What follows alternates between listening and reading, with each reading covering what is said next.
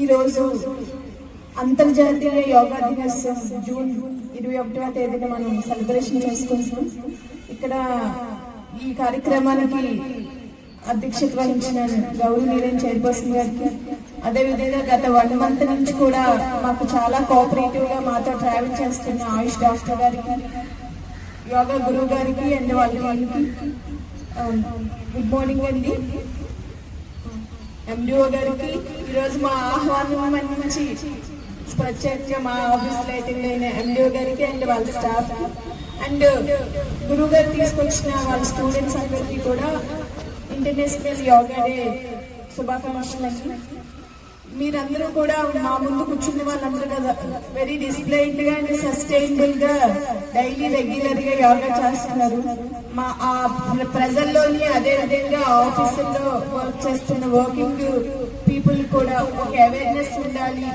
వాళ్ళు అట్లీస్ట్ ఒక ఇలాంటి కార్యక్రమాన్ని టేకప్ చేయడం వల్ల గవర్నమెంట్ ఒక అవేర్నెస్ వస్తుంది, వాళ్ళు సెల్ఫ్ మోటివేట్ అవుతారని చెప్పేసి హానరబుల్ సీఎం గారు ఒక మంచి ఉద్దేశంతో గత 1 మంత్ నుంచి కూడా డిఫరెంట్ యాక్టివిటీస్ మనం టేకప్ చేయిస్తూ ఉన్నారు. అందులో ఈ రోజు మనకి ఫైనల్ డే అండ్ ఇది ఇంటర్నేషనల్ యోగా డేని పెద్ద ఎత్తున మన విశాఖపట్నంలో మొత్తం ఆల్ ఓవర్ స్టేట్ ఇన్వాల్వ్ అయ్యి అక్కడ ప్రోగ్రామ్ టేకప్ చేస్తాం.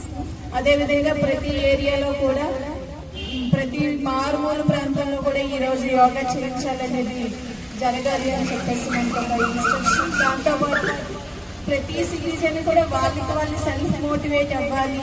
ఈ రోజు వర్షనాథ కార్యక్రమం అని కాదు, ప్రతిరోజు మన దైనందిన జీవితంలో ఒక హౌస్ వైఫ్ అయినా, ఒక వర్కింగ్ విమెన్ అయినా, వర్కింగ్ మ్యాన్ అయినా, ఎవరైనా సరే చాలా ఈ ప్రజెంట్ జనరేషన్ లో చాలా స్ట్రెస్ తో కూడుకున్న పని. ప్రతిదీ స్ట్రెస్, ప్రతిదీ ఒత్తిడి. అలాంటి లైఫ్ స్టైల్లో మనకి యోగా అనేది అండ్ అదర్ ఫిజికల్ యాక్టివిటీస్ అనేది ప్రతి సిటిజన్ కూడా చాలా ఇంపార్టెంట్. దాని యొక్క ఇంపార్టెన్స్ ని తెలియజేయాలని చెప్పేసి గవర్నమెంట్ చాలా మంచి ఉద్దేశంతో ఈ కార్యక్రమాన్ని మనకి ఈ 1 మంత్ తీసుకొచ్చారు. దానికి ప్రత్యేకమైన ధన్యవాదాలు తెలుపుకోవాలి.